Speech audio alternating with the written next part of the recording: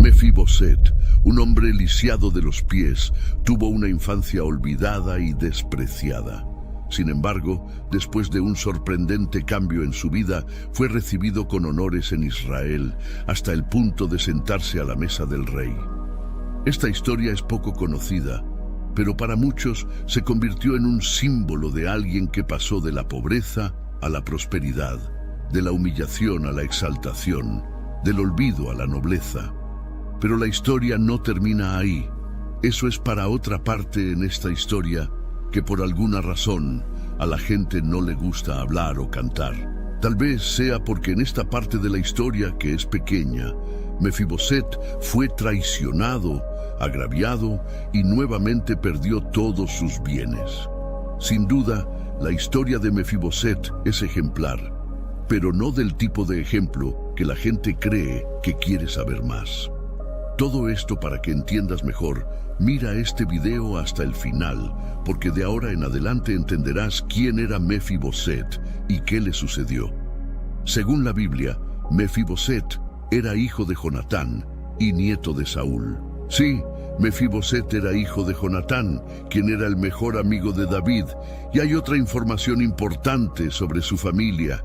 Era sobrino de un hombre que también fue llamado Mefiboset. Por eso es muy importante no confundirlos. Mefiboset, hijo de Saúl por su concubina Rispa y al lado de su hermano Armoni, estaba entre los hombres descendientes de Saúl que fueron entregados por David para ser asesinados por los gabaonitas. En esa historia conmovedora, Rispa acampaba junto a los cuerpos de sus hijos muertos durante meses, para preservarlos de la deshonra de tener sus cuerpos devorados por animales, incluido Mefiboset, que es el tema de este video. Es decir, un Mefiboset hijo de Jonatán y sobrino del otro que fue asesinado, fue salvado de la muerte en la misma ocasión, precisamente por la lealtad de David hacia Jonatán. Entonces, ¿cómo estos dos hombres aparecen con el mismo nombre, en la misma familia y en el mismo contexto bíblico? Es importante diferenciarlos bien. El nombre Mefiboset tiene su significado, pero ¿sabes con certeza cuál sería la ortografía original de este nombre? En algunas versiones de la Biblia, por ejemplo, aparece como Merib Baal, y dependiendo de la ortografía utilizada, puede significar el héroe de Baal o el abogado del oponente de Baal, o por el contrario, el que destruye a Baal. Sabemos que el término genérico Baal significa Señor, pero debido a la asociación de este término con el nombre de una deidad cananea, con el tiempo los escribas judíos reemplazaron la terminación Baal por Boset, que significa vergüenza. Entonces el significado del nombre Mefiboset, generalmente aceptado, es el que dispersa la vergüenza o boca de vergüenza. De todos modos, no es un significado hermoso. La historia de Mefiboset estuvo marcada por tragedias y frustraciones. Nació en una cuna de oro como príncipe de Israel, pero cuando tenía solo 5 años, su vida cambió por completo. Su abuelo, el rey Saúl, su padre Jonatán y sus tíos mayores murieron en una batalla contra los filisteos, cuando la nodriza de Mefiboset recibió la trágica noticia de la muerte del abuelo y el padre del niño, y la práctica exterminación de la realeza israelita, huyó apresuradamente con él. La desesperación de la nodriza de Mefiboset es comprensible, ya que según la costumbre de la época, cuando se formaba una nueva dinastía, se exterminaba todo el linaje real anterior para evitar futuras disputas sobre el trono. Pero cuando la nodriza de Mefiboset escapó con él, el niño cayó de sus brazos y quedó lisiado de ambos pies. Mefiboset fue llevado a Lodebar, un lugar en la frontera de Galaad.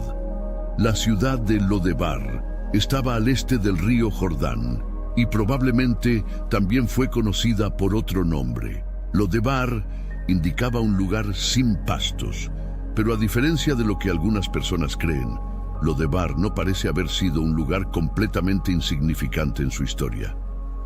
Fue objetivo de disputas entre sirios, israelíes y asirios. La idea popular de que Lodebar era un lugar totalmente insignificante proviene de una interpretación de la profecía de Amós, registrada en el capítulo 6 de su libro, en la que deliberadamente el nombre está corrompido para expresar insignificancia en hebreo. El profeta hizo un juego de palabras con el nombre Lodebar para decir que Israel se regocijaba por un logro de nada, porque la conquista israelí no valía la pena y caería en el olvido una vez que Dios levantara a una nación extranjera para castigarlos.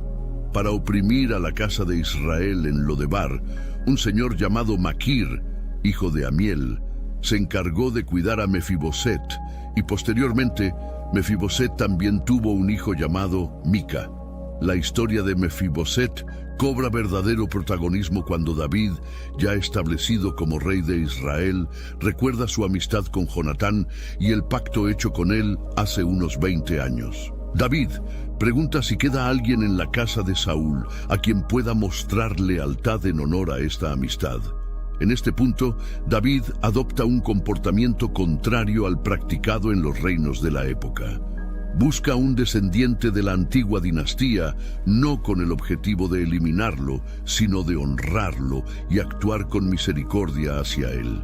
En esta ocasión, un viejo siervo de la casa de Saúl informa a David sobre la existencia de Mefiboset, un joven lisiado que había estado viviendo como fugitivo en Lodebar durante al menos 15 años. Muchos intérpretes ven en la respuesta del siervo un tipo de prejuicio, enfatizando la condición de lisiado de Mefiboset, quizás insinuando que no era digno de consideración.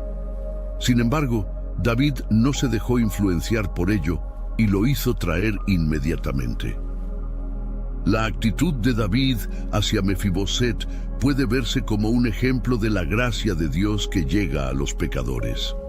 Dios actúa con misericordia y bondad hacia aquellos que son descalificados y no merecen nada. David recibe con honores a Mefiboset, le entrega los bienes de Saúl y le permite sentarse a diario a la mesa del rey. Sin embargo, Siba, el siervo de Mefiboset, resulta ser un traidor y oportunista durante la revuelta de Absalón. Aprovecha la oportunidad para acusar falsamente a Mefiboset ante David, quien, creyendo la mentira de Siba, le entrega todos los bienes de Mefiboset. Esta traición tiene consecuencias graves, ya que en ese tiempo a menudo significaba la ruina total de una persona. Acusado de traición, Mefiboset trata de ir al encuentro del rey para defenderse y probar su inocencia cuando David regresa a Jerusalén después de la muerte de Absalón. Cuando Mefiboset llega a la presencia del rey David, éste le pregunta por qué no había ido a su encuentro. Mefiboset tuvo la oportunidad de denunciar la traición de Siba.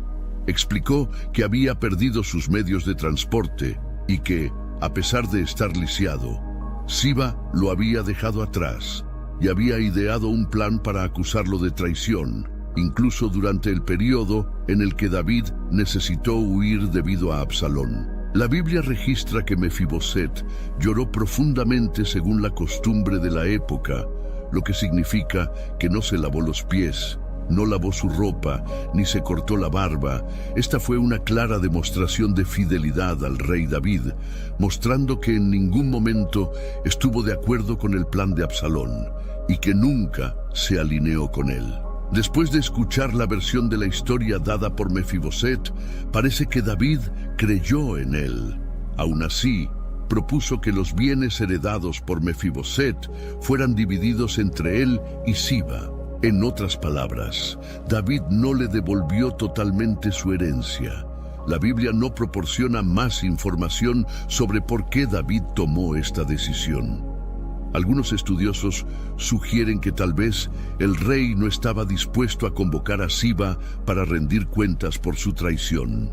La razón de esto puede haber sido el frágil estado emocional en el que David estaba en ese momento.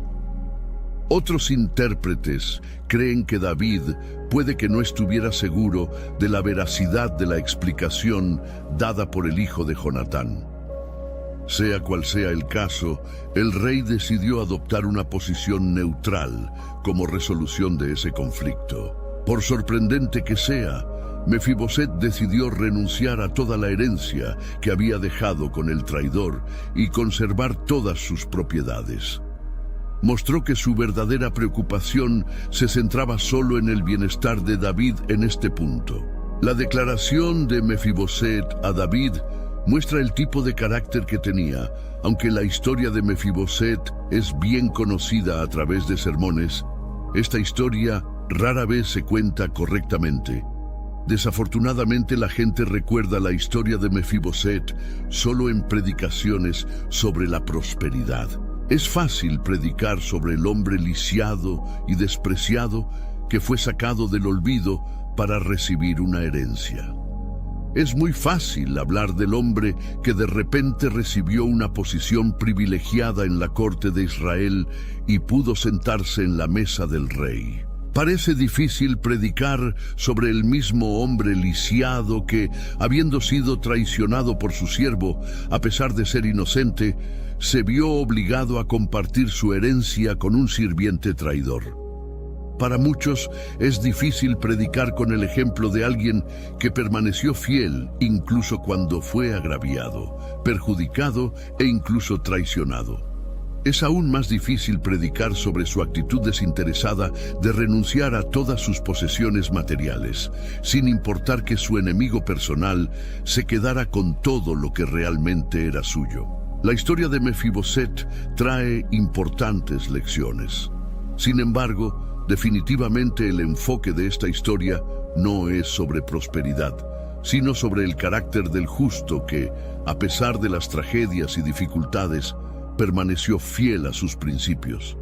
Lo que realmente importaba para Mefiboset no eran las riquezas personales, sino el hecho de que el rey elegido por Dios había regresado a su casa.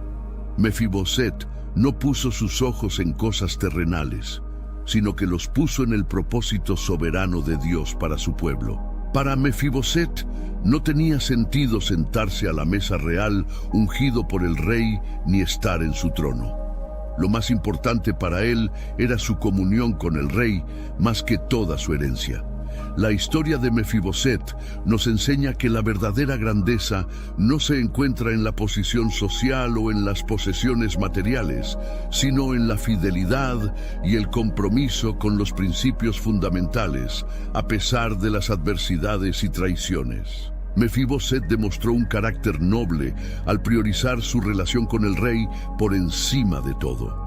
Su historia nos invita a reflexionar sobre la importancia de mantenernos firmes en nuestros valores, incluso en los momentos más difíciles, y a recordar que la verdadera riqueza radica en nuestra conexión con lo divino y en nuestra integridad moral. La vida de Mefiboset es un testimonio de integridad y lealtad inquebrantables. A pesar de las circunstancias adversas y la traición, eligió la fidelidad sobre la fortuna, demostrando que la verdadera nobleza de espíritu trasciende cualquier bien material. Su historia no solo es un relato de rectitud ante la adversidad, sino también una inspiración para todos aquellos que buscan mantener sus valores y principios por encima de las ganancias temporales. Mefiboset nos enseña que en un mundo donde la lealtad a menudo se ve comprometida, la constancia en nuestros principios y la fe en lo justo pueden ser el legado más duradero que dejamos. Así, la narrativa de Mefiboset resuena a través de los tiempos, recordándonos que al final, lo que prevalece y lo que realmente importa es la calidad de nuestro carácter y la profundidad de nuestra